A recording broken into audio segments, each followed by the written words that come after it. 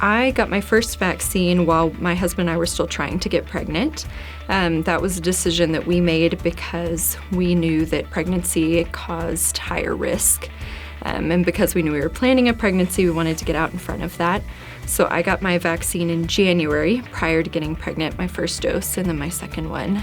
And then I actually got a booster while I was pregnant at about 24 weeks, mostly because a lot of studies were showing that women who get at least one dose of the vaccine while they're pregnant, their babies have some antibodies to COVID. And so that was something we were really interested in doing as far as protecting this baby, because right now we don't have an FDA-approved shot for little kids under 5. So it's nice to be able to have that protection, especially if you have a baby who's going to need to be going into a daycare situation. When you're pregnant, your immune system is not quite as high as it is when you are not, and the reason is you're pregnant. There's a baby growing there that shares some DNA that's different from yours, and if your immune system was fully operational, you would worry about losing the pregnancy because of the immune response to the baby. So it's a very cool thing that happens in pregnancy, but nature kind of subdues your immune system a little bit so that you can actually carry a pregnancy. But for the same reason, anyone who's been pregnant knows it's when you're going to catch every cold that your kids bring home. It's when you're going to catch every little bug that comes through, and that's because that immune system is down. COVID's no different. It's another bug, it's another illness, and that's something you're more susceptible to.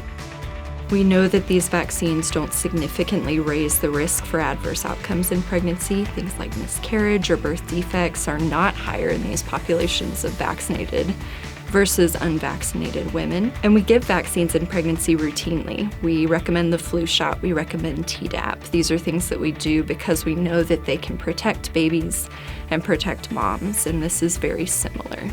I think just the idea that the vaccine prevents pregnancy has been shown not to play out. I mean, at least in my experience, we got the vaccine prior to getting pregnant because we wanted the protection, and then we're able to get pregnant afterward.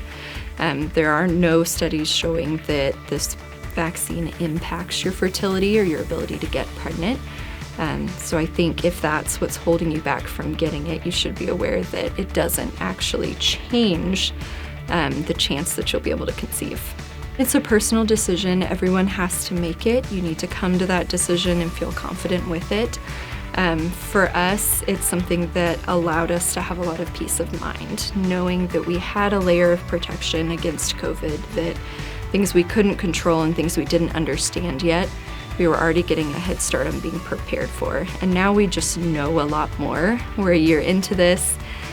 These have been FDA approved. This is something that has been shown to be useful and to be safe. And so I think the benefit is there, but I would encourage everyone to go ahead and look into it and make your decision, but there's a lot of really good data there for you.